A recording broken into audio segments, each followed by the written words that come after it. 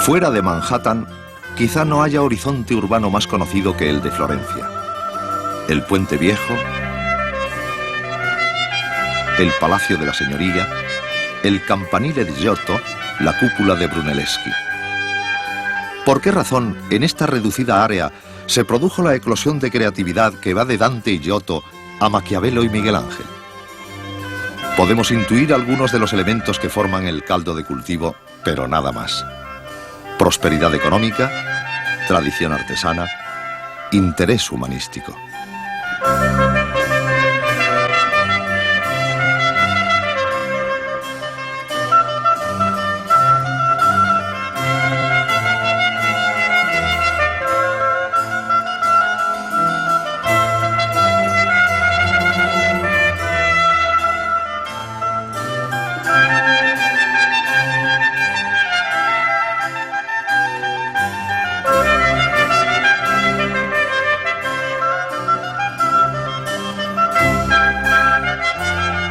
La historia altomedieval de Florencia responde al patrón clásico de dominio feudal, establecimiento de mercaderes, creación de gremios profesionales o artes y gobierno de la comuna por estos.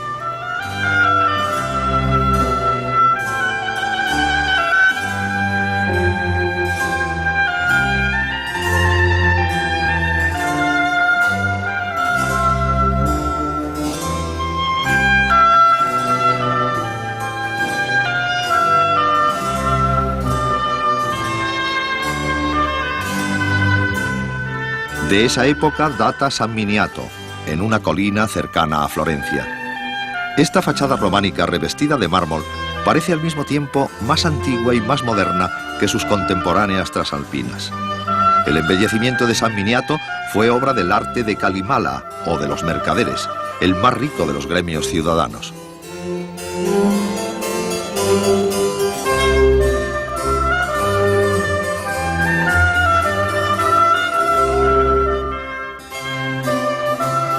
También el batisterio fue revestido en la misma época, segunda mitad del siglo XII, y por los mismos patronos. Esta tradición decorativa toscana culminaría en la fachada neogótica del Duomo florentino. Este se empezó a construir a finales del siglo XIII, según la moda gótica importada por los cistercienses. La cúpula de Brunelleschi, que marcó el principio de la arquitectura renacentista, difuminó aún más la escasa apariencia gótica del conjunto.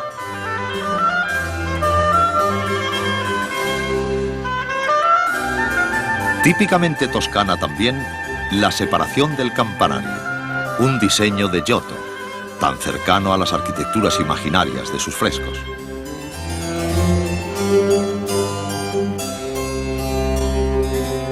La peculiar interpretación del gótico de Arnolfo di Cambio se manifiesta nuevamente en Santa Croce, la iglesia franciscana.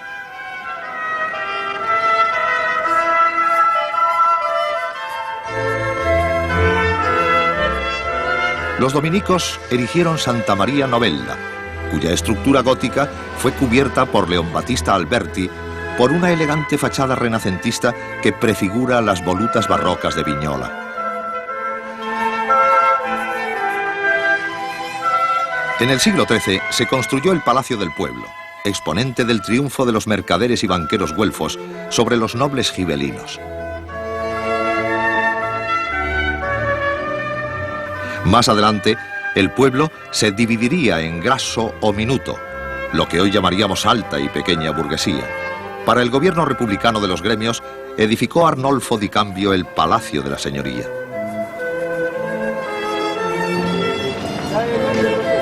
De las batallas de los gremios por el poder, surgió el dominio de los Medici, la familia de banqueros que controló Florencia en el siglo XV. En toda esa época, los Medici fueron nominalmente ciudadanos privados y mantuvieron las instituciones republicanas.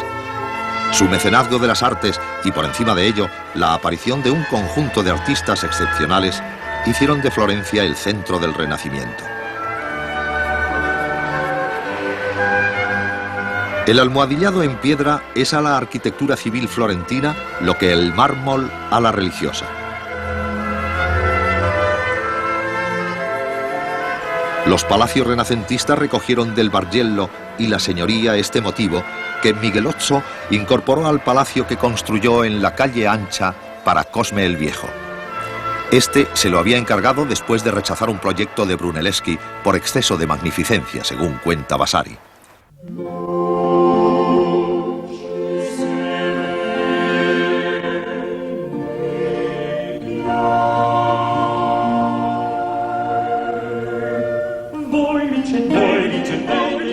La decoración de la capilla del palacio fue encomendada a Benozzo Gozzoli, pintor florentino. El asunto es la peregrinación de los magos a Belén. Siguiendo la iconografía clásica de la época, aún no había aparecido el Rey Negro, Benozzo representó en los magos las tres edades del hombre: la ancianidad, la madurez y la juventud. Interpretaciones para turistas, sin ninguna base histórica, señalan en los reyes retratos del patriarca de Constantinopla y del emperador Juan VIII Paleólogo, que habían estado en el concilio de Florencia 20 años antes.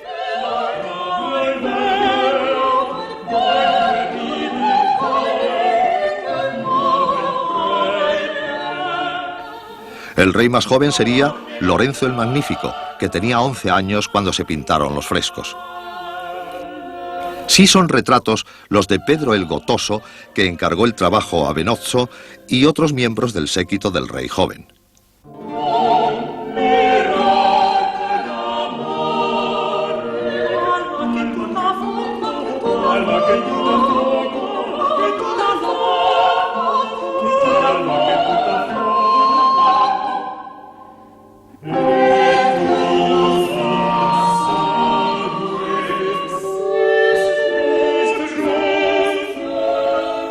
Las colinas toscanas, los cipreses, las villas, los hermosos jóvenes, los caballos dan al ciclo pictórico una alegría mundana perfectamente renacentista.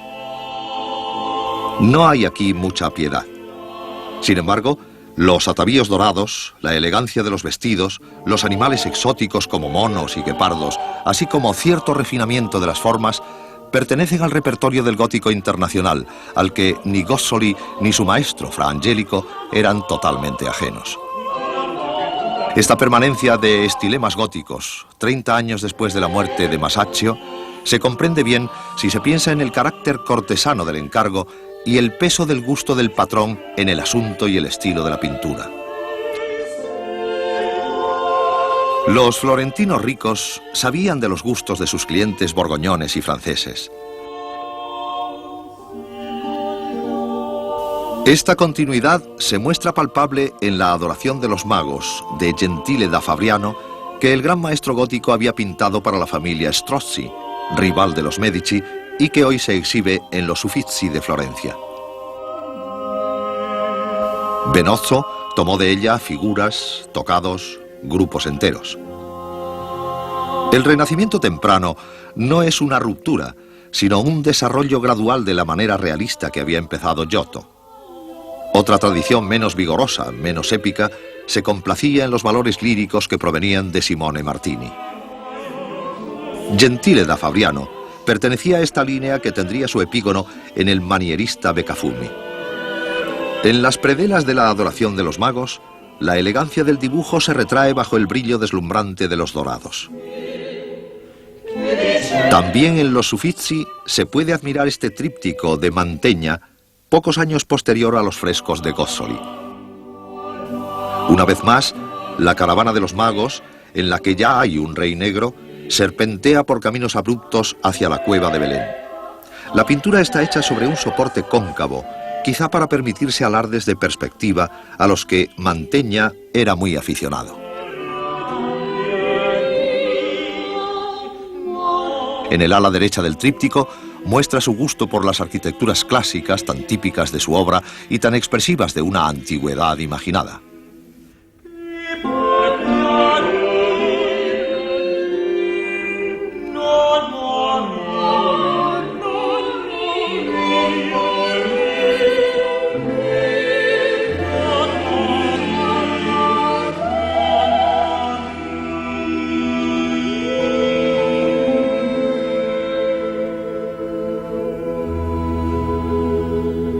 Todavía gótico y ya renacentista es Paolo Uccello. Su batalla de San Romano fue pintada para los Medici y formó parte, con las dos tablas hoy en Londres y París, del conjunto que historiaba la victoria de los florentinos sobre los sieneses. Uccello fue un geómetra apasionado por los problemas de la perspectiva. Buscó la profundidad espacial en su pintura y aún el relieve, y usó el color al servicio de esa búsqueda sin consideración de la verosimilitud. Sus caballos verdes y sus autómatas acorazados anticipan una pintura alejada de la narrativa y la representación, puro juego de formas que aspiran a la poesía. Ninguna pintura ha sido considerada más representativa de los ideales del Quattrocento florentino que La Primavera de Botticelli. El amor por la antigüedad pagana, la afirmación humanista, el descubrimiento de la naturaleza, la pasión por la vida.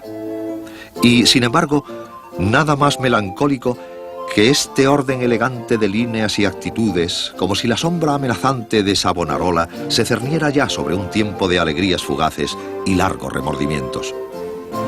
No hay alegría en la primavera, sino un conflicto moral del que ignoramos todo.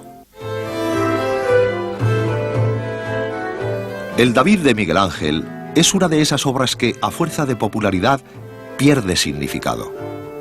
Dicen los que saben que el gigantesco adolescente desnudo simboliza la fortaleza, virtud cívica de Florencia. Revive, absorto en su plenitud, la reflexión que precede a la ira. El Alto Renacimiento alcanza aquí su cima y su equilibrio.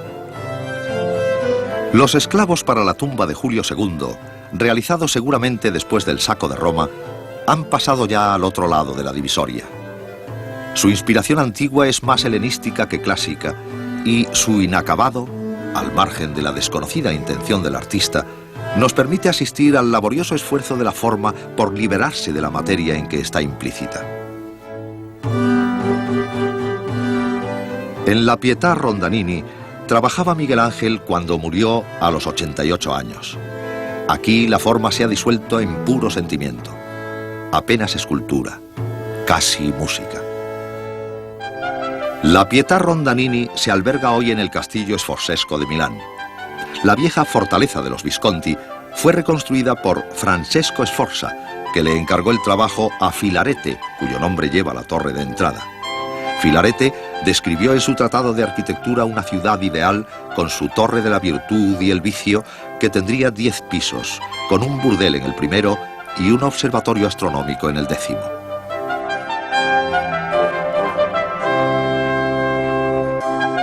También trabajaron en el castillo sforzesco Bramante y Leonardo.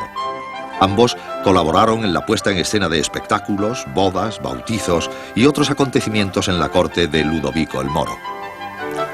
Este último acarició la idea de hacer de la iglesia de Santa María de las Gracias un mausoleo de la familia Sforza y encargó a Bramante su terminación en el nuevo estilo, modificando el gótico en el que había sido comenzada.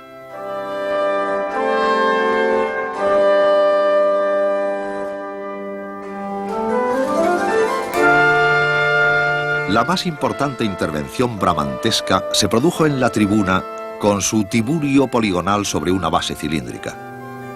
El nuevo estilo no es incompatible aquí con la tradición lombarda. Más puramente brunelleschiano es el pequeño claustro de las Ranas, obra también de Bramante.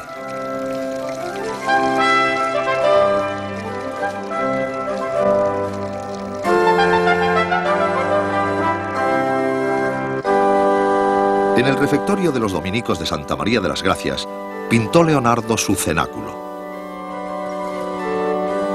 Tras esta ruina, para la que se convocaron una técnica infortunada y las injurias del tiempo y de los hombres, se esconde una aventura intelectual emblemática del Alto Renacimiento. La aspiración a reunir ciencia y arte, conocimiento y expresión en una síntesis inestable y fugaz como la propia materia que la soporta.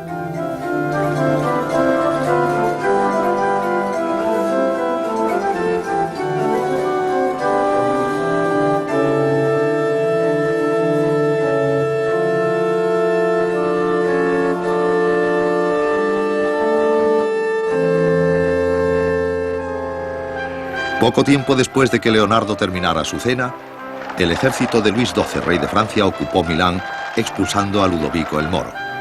Era el fin del Quattrocento.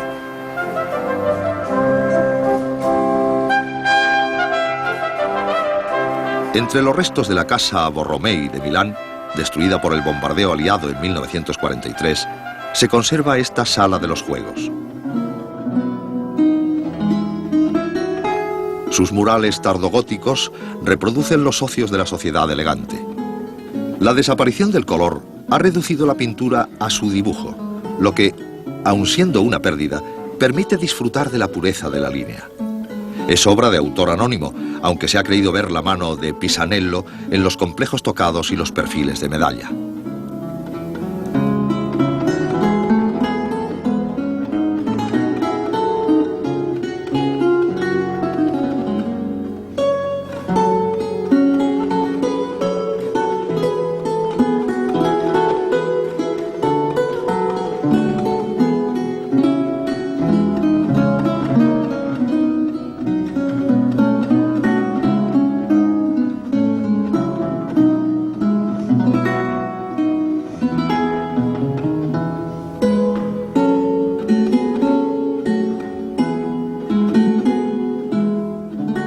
Estas damiselas que juegan a las cartas, la pelota o la palma son tan irreales como nuestras maniquíes de alta costura.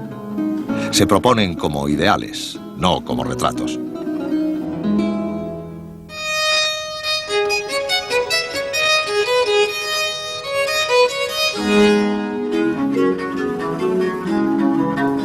Ninguna ciudad, dentro o fuera de Italia, organizó su autonomía política como Venecia.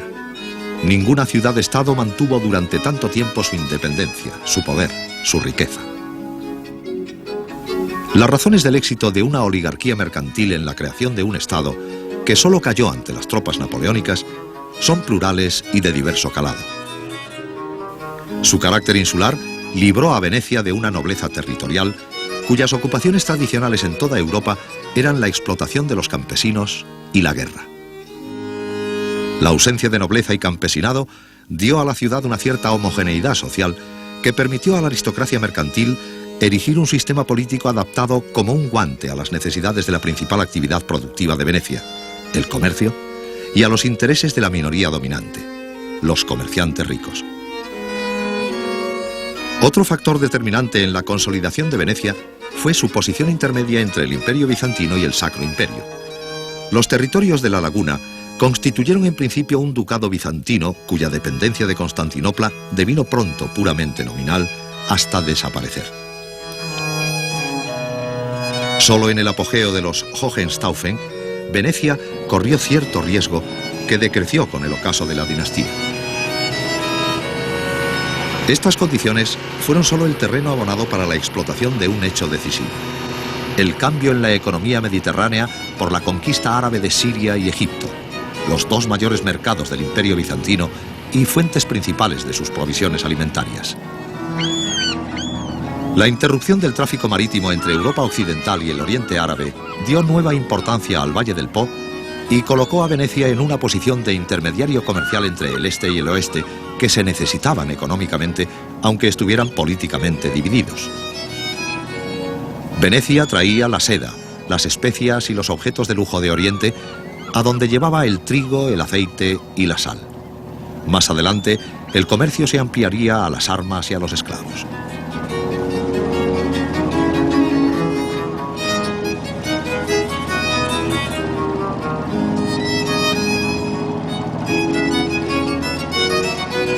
El sistema político veneciano, plenamente consolidado en el siglo XV, fue el producto de un largo proceso. El primitivo gobierno monárquico del dux fue sustituido por el de los patricios, y el dogo fue adquiriendo el carácter de una figura institucional simbólica. Por otra parte, la Asamblea Popular, a la que pertenecían todos los hombres libres, se condensó en el Gran Consejo que en 1297 limitó los derechos políticos de los ciudadanos a las familias que entonces sentaban en él.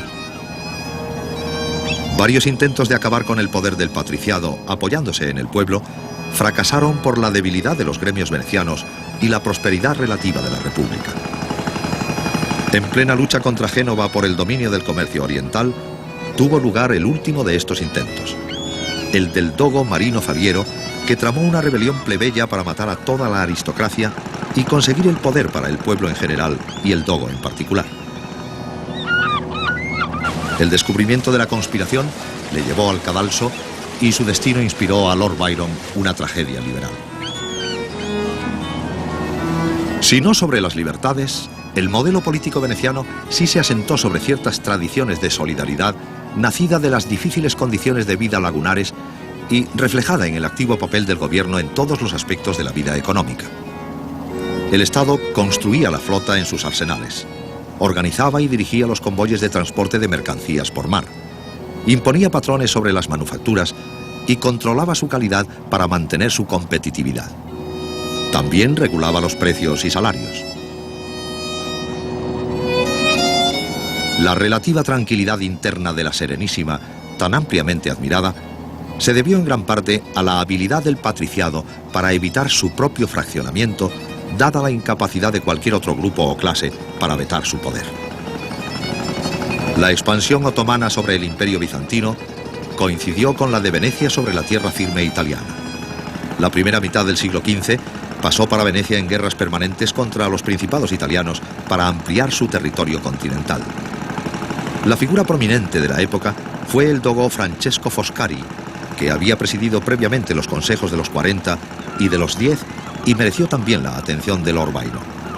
Foscari enzarzó a Venecia en guerras con los Visconti milaneses de resultados ruinosos para todos. En 1454, la paz de Lodi acabó con las hostilidades y se formó la Liga Italiana entre Milán, Florencia y Venecia. El año anterior, Constantinopla había caído a los turcos.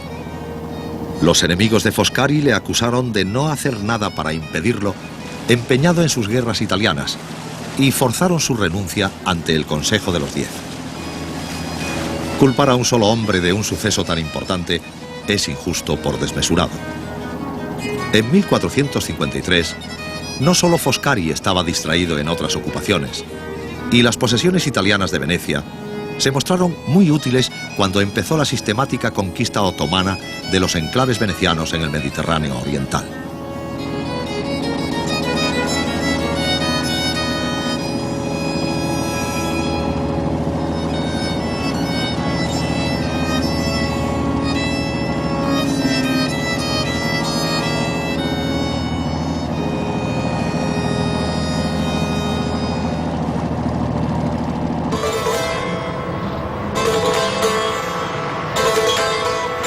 Bursa es la capital auroral de los otomanos. Está en la antigua Bitinia, donde Diocleciano situó el gobierno del Oriente Romano y la Iglesia reunió concilios. En este extremo noroccidental de Anatolia, que integra la orilla asiática del Bósforo, establecieron los turcos otomanos un pequeño principado de soldados mercenarios que sería el embrión de un imperio casi tan longevo como el que destruyó. Otomano es un adjetivo dinástico, como selyúcida, y ambos derivan de caudillos tribales, Osman y Seljuk, de los turcos Oguz, último pueblo de las llanuras del Asia Central que invadió Europa, herederos de hunos, ávaros, magiares, búlgaros y mongoles, entre otros. Osman, fundador de la dinastía que dio nombre al imperio, era un jefe de gazís o guerreros de la fe que creó un principado fronterizo aprovechando la desintegración del imperio selyúcida derrotado por los mongoles. Él y sus sucesores concentraron sus ataques sobre los territorios bizantinos del Mar de Mármara y el Bósforo. Su ejército se convirtió en un foco de atracción para las masas de nómadas y desempleados urbanos que encontraron en la guerra contra el infiel, los cristianos, una manera de ganarse la vida y el paraíso, el cielo y la tierra. Un impulso gemelo y especular del que movió a los cruzados. Aunque Bursa fue capital durante poco tiempo, los 6 primeros jefes de la dinastía otomana, primero beys, luego sultanes, están enterrados aquí. Los mausoleos de Osman y Orhan se sitúan en el terreno de un antiguo monasterio bizantino destruido por un terremoto en el siglo pasado.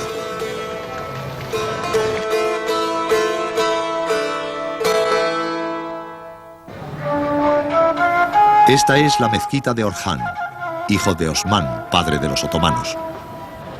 Orhan se impuso sobre los principados turcos vecinos y consiguió el monopolio de la provisión de tropas mercenarias a las facciones bizantinas que luchaban por el poder en Constantinopla. Orhan conquistó Bursa y la convirtió en capital de su principado. Luego conquistó Nicomedia y Nicea, donde su hijo Murad construyó la hermosa Mezquita Verde.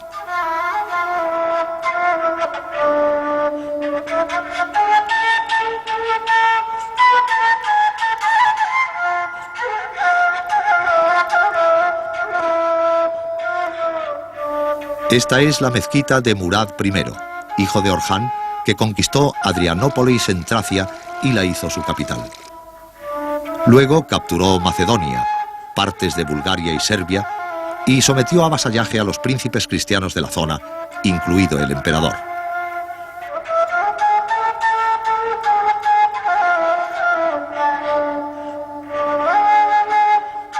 Murad murió en la batalla de Kosovo en 1389, donde los turcos derrotaron a una coalición balcánica. Esta es la mezquita de Bayaceto I, hijo de Murad, que derrotó en Nicópolis a la cruzada convocada por Segismundo de Hungría, en cuya batalla Juan sin Miedo, después duque de Borgoña, ganó su apelativo y cayó prisionero. En mérito a esta victoria, el califa abasida del Cairo le concedió el título de sultán en contra de los deseos de sus amos mamelucos. Su fama atrajo la atención de Timur el Cojo, que había construido un poderoso imperio en Asia Central, Irán y Mesopotamia. Timur, al que nosotros llamamos Tamerlán, invadió Anatolia dispuesto a destruir el imperio de Bayaceto. Cuando el ejército de este se dirigía a la batalla, sus guerreros turcos y musulmanes desertaron porque él había abandonado la tradición gazí de luchar contra el infiel. Quedó solo con tropas cristianas y fue abrumadoramente derrotado en Ankara en 1402.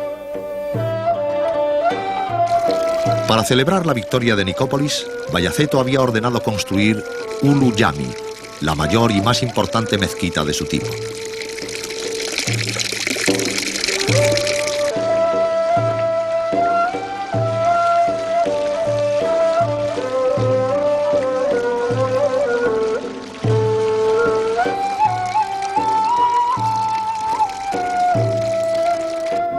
Esta es la mezquita de Mehmed I, hijo de Bayaceto, que derrotó sucesivamente a sus hermanos Isa, Solimán y Musa y reunió los territorios que había poseído su padre.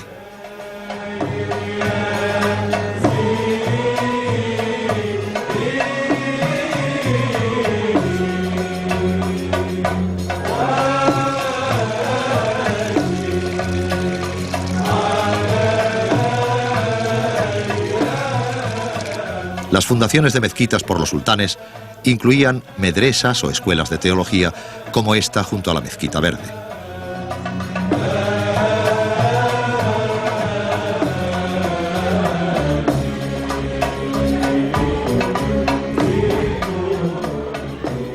Enfrente de ella, el mausoleo de Mehmed, cubierto de azulejos de Iznik, la antigua Nicea. Su brillante colorido y su posición elevada la hacen la construcción emblemática de la ciudad.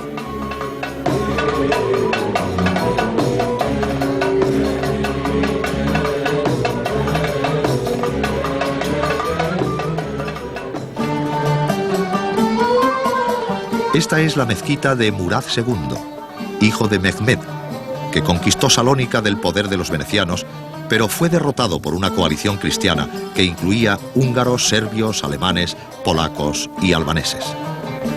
Murad firmó la paz y abdicó en su hijo de 12 años, Mehmed II, que sería más tarde el conquistador de Constantinopla. Reclamado por los suyos al poder y al combate, Murad derrotó a los cristianos en Varna, a orillas del Mar Negro, en 1444, y 4 años más tarde venció a los húngaros en la Segunda Batalla de Kosovo.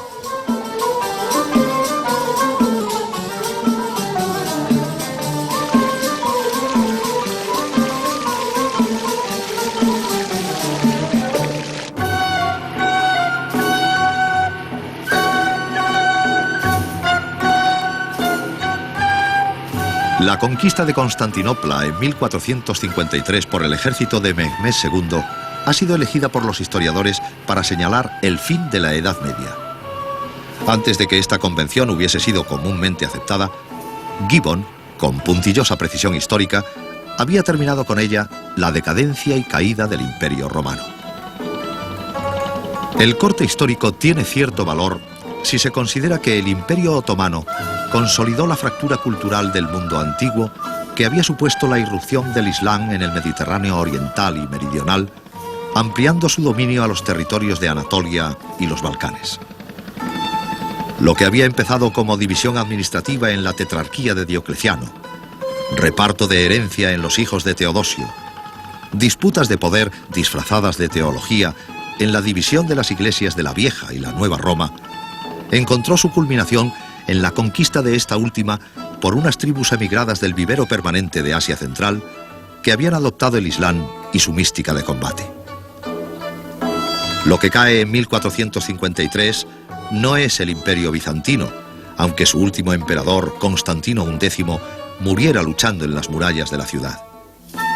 El imperio se había desmoronado a lo largo de los siglos, y lo que conquistó Mehmed II fue una especie de ciudad-estado que había conseguido sobrevivir casi 2 siglos a la pérdida de sus tierras. Mehmed quiso hacer de Estambul la poderosa ciudad que había sido en siglos pasados Constantinopla. Se esforzó en repoblarla, no solo con sus antiguos habitantes, sino trayendo gentes de todas las partes del imperio, estableciendo exenciones de impuestos para que los más hábiles ciudadanos se instalaran en ella. Se permitió a las religiones mayores reunir sus propias comunidades, gobernadas por sus propios jefes religiosos y conservando sus leyes, tradiciones y lenguas bajo la protección del sultán.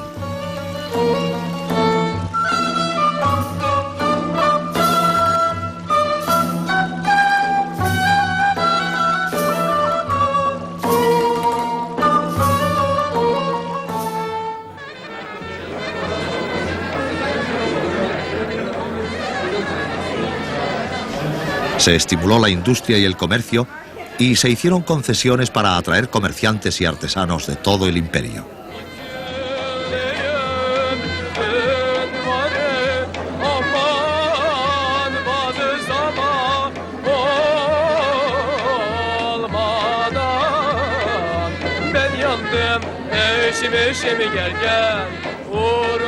Mehmed también se ocupó de engrandecer la ciudad construyendo acueductos, puentes, mezquitas, reparando edificios antiguos, dotándola de servicios de abastecimiento.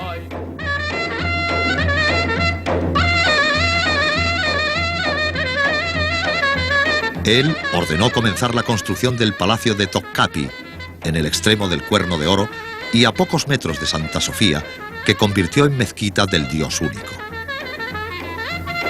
En los primeros tiempos del Principado Otomano de Bursa, el bey era poco más que un líder tribal cuya superioridad sobre el resto de los notables turcos radicaba solo en su dirección de la guerra, a cuyo éxito estaba ligada. En los demás asuntos, el bey era uno entre iguales, quedando las tribus y los clanes libres para gobernarse a su modo. Conforme los otomanos fueron entrando en contacto con los sistemas bizantinos de administración, el viejo orden de clanes se fue debilitando. De otro lado, los primeros beys buscaron princesas cristianas como esposas. Orhan casó con Teodora, hija del emperador Juan VI. El hijo de ambos, Murad I, tuvo esposas bizantinas y búlgaras. Bayaceto I casó con Despina, hija del príncipe serbio Lázar. Estas bodas trajeron a la corte otomana séquito y consejeros. Bajo su influencia, Bayaceto abandonó el estilo de vida nómada, característico de sus antepasados, y empezó a adoptar ceremoniales y sistemas de jerarquías mimetizados de los bizantinos. La respuesta de los clanes y sus notables a esta tendencia llegó en la víspera de la batalla de Ankara frente a Tamerlán, cuando Bayaceto se vio abandonado por todos los turcos y reducido a luchar con un ejército cristiano, valeroso pero insuficiente. El éxito de Mehmed I en la batalla sucesoria entre los hijos de Bayaceto se debió en gran parte al apoyo de los notables y de las órdenes religiosas musulmanas, dolidas de la influencia que los cristianos habían tenido en la corte de su padre.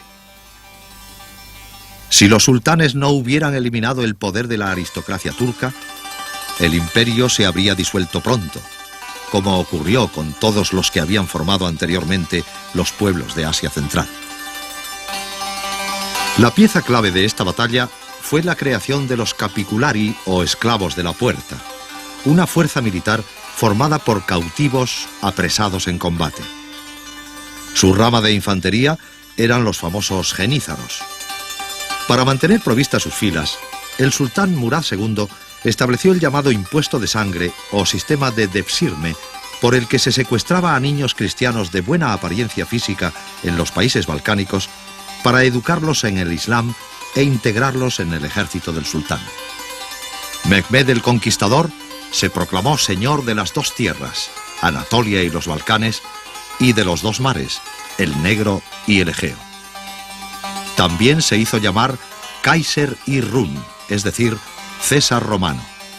De hecho, el Papa Pío II le envió una carta ponderándole la superioridad del cristianismo sobre el Islam y prometiéndole la corona imperial a cambio de su conversión. Había conquistado Constantinopla a los 21 años y rigió sobre ella de una forma absoluta durante 28 más.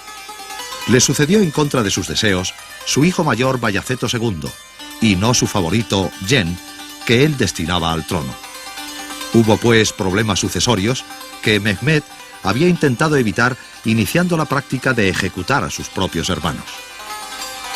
El tercer elemento que llegó a integrar el sistema de poder otomano con el sultán y los genízaros fue el harén. Más allá de las fantasías de la literatura erótica, el harén era lo más parecido a un monasterio femenino reducido al voto único de obediencia. Su gobierno correspondía a la madre del sultán, y aquí convivían, convenientemente jerarquizadas, las mujeres del sultán, las que le habían dado algún hijo, las ligadas a su servicio directo u odaliscas, las sirvientes, las vigilantas y los eunucos. En el harén se educaban los hijos del sultán, y cuando la costumbre de ejecutar a los hermanos del príncipe reinante declinó, estos permanecían recluidos mientras tuvieran posibilidades de reinar. No habiendo una clara ley sucesoria, la elección del heredero del sultán se convirtió en un juego de intrigas y luchas de influencia tan característicos de las sociedades cerradas, sean el Imperio Otomano o un cónclave pontificio. Cuando los historiadores siguen preguntándose hoy por el sistema de causas que llevó a la decadencia a las sociedades islámicas, parece legítimo pensar que la situación de las mujeres en ellas puede haber añadido alguna razón para su estancamiento. Mustafa Kemal debió de pensarlo así cuando llevó a las mujeres desde el harén a los escaños del Parlamento. La batalla continúa irresuelta.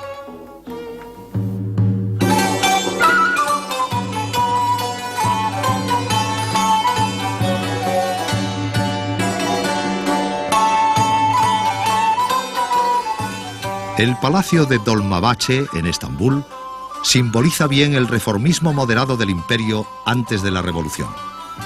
Fue edificado por el sultán Abdülmecid I, que reinó entre 1839 y 1861, y promulgó los dos edictos que dieron paso al programa de reformas conocido como Tanzimat o reorganización.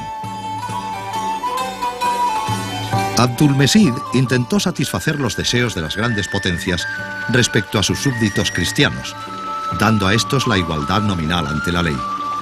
Pero no consiguió su apoyo para la centralización del Estado y la creación de una administración moderna.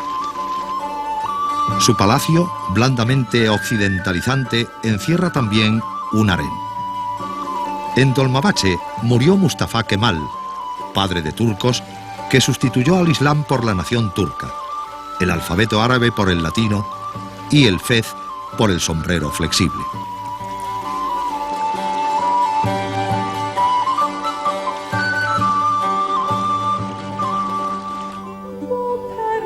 Desde su corte de Fontainebleau, Francisco I introdujo en Francia la modernidad, es decir, el gusto italiano.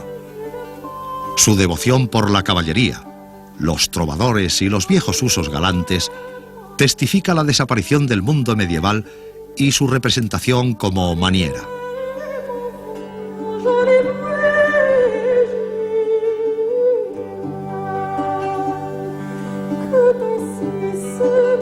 Francisco se hizo armar caballero después de su victoria de Marignano, como María Antonieta se vestía de pastora, por buscar en el disfraz la edad de oro.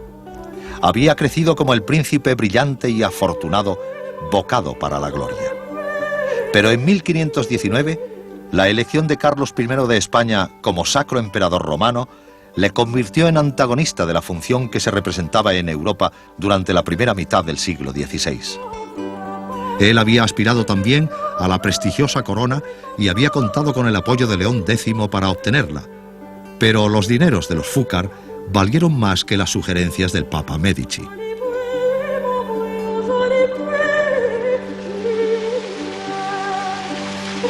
El destino le procuró derrotas y humillaciones, pero la dureza del vencedor le ganó el afecto de sus gentes. La melancolía de su infortunio no oscurece al epicúreo patrón de Rabelais y Leonardo, al admirador de Erasmo.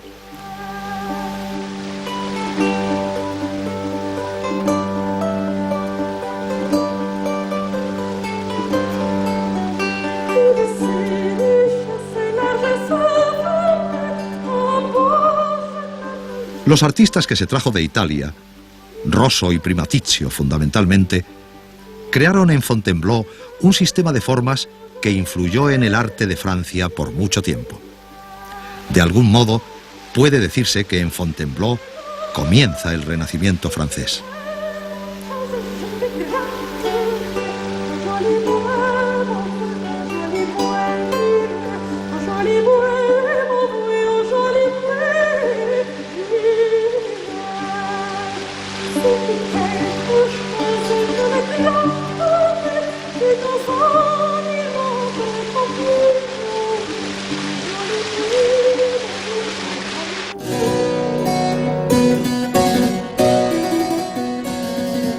A las orillas del Támesis, Hampton Court, la vieja residencia Tudor, ilustra bien el compromiso entre tradición y modernidad que fue el Renacimiento en Inglaterra.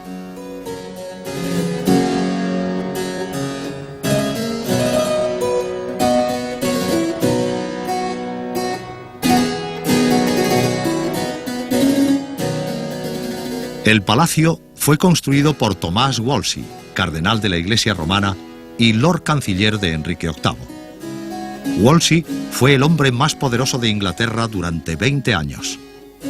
Cuando hubo terminado Hampton Court, Wolsey temió que tal demostración de grandeza podía despertar la envidia y la ira del rey, por lo que decidió regalárselo a cambio de un palacio más modesto.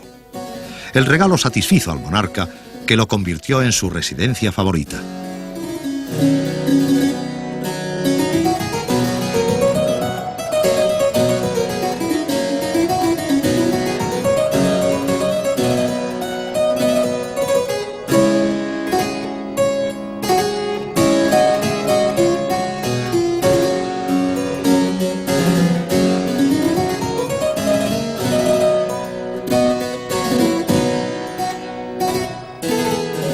Enrique, como Francisco I, prometía un reinado venturoso. Así fue hasta que apareció lo que se llamó el gran asunto del rey. Su matrimonio con Catalina de Aragón, viuda de su hermano, no había conseguido descendencia masculina, lo que se transformó en una obsesión. Todos los esfuerzos de Wolsey no pudieron romper la resistencia de Clemente VII a conceder al rey el divorcio de una tía del emperador que le tenía prácticamente prisionero. Este fracaso acabó con el poder del canciller, que fue despedido y acusado de alta traición. Wolsey murió cuando viajaba desde su arzobispado de York a Londres para afrontar las acusaciones reales. Le sucedió como canciller durante algún tiempo Tomás Moro, que hizo saber al rey que no aprobaba el divorcio y quería dedicarse a combatir la herejía luterana. Enrique vaciló durante años ante la ruptura con Roma hasta que apareció el hombre que podía concebir la revolución y ejecutarla. Tomás Cromwell, antiguo servidor del cardenal Wolsey, que sobrevivió a la caída de su amo. Cromwell convenció a Enrique para que se proclamara jefe de la Iglesia de Inglaterra como representante de Dios en la tierra. La decisión facilitó el divorcio y la boda con su amante Ana Bolena. Tampoco ésta le dio el hijo deseado, aunque este no fuera el motivo oficial de su subida al cadalso. El sucesor llegó de su matrimonio con Juana Seymour, Eduardo VI, que subió al trono a los 10 años y reinó durante 6. Los temores de Enrique sobre el futuro de su dinastía parecían confirmados.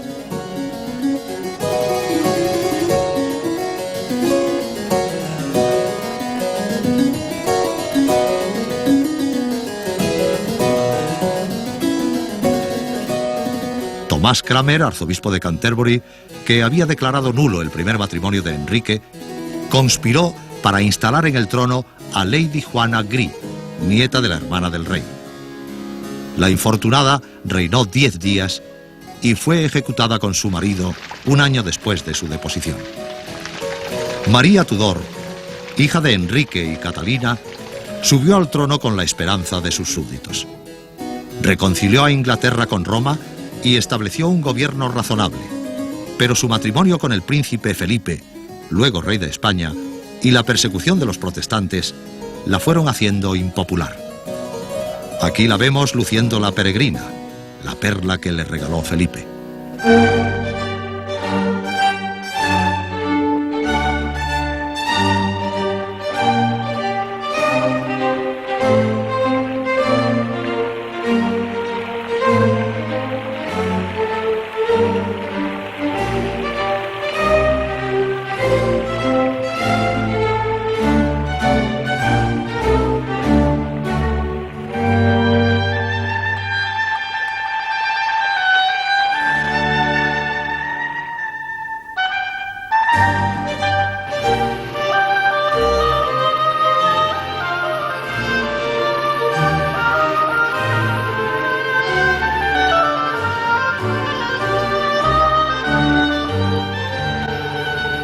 A la hija de Catalina sucedió Isabel, la hija de Ana.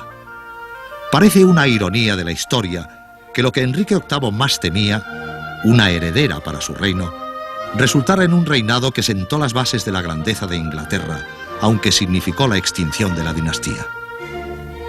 Esta procesión cortesana que lleva en andas a la reina se conserva en el Manor de Sherborne.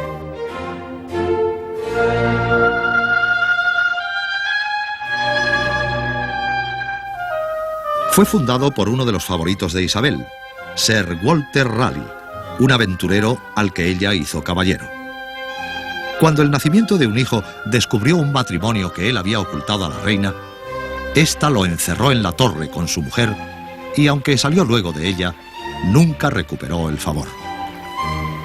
Raleigh buscó el dorado río Orinoco arriba, de cuya aventura estos árboles parecen testimonio.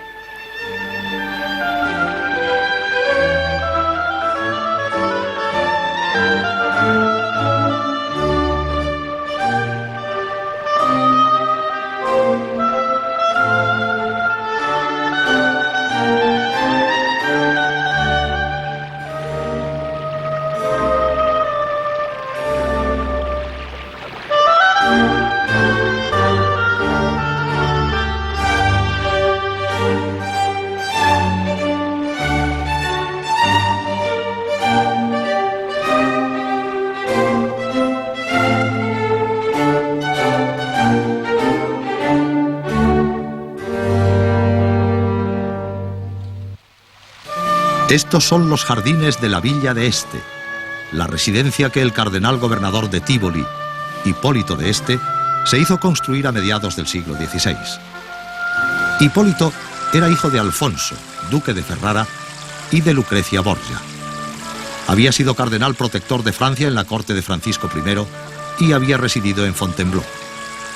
La villa se edificó en tiempos del Concilio de Trento, que purgó a la Iglesia de los pecados del Renacimiento en cierta medida. A la muerte de Hipólito, la villa pasó al cardenal Luis y después al cardenal Alejandro, todos de la familia de este, pues el concilio no había especificado el modo de acceso al Sacro Colegio. La villa del emperador Adriano, no lejos de aquí, sirvió de cantera para esta y sus estatuas adornaron las estancias del cardenal.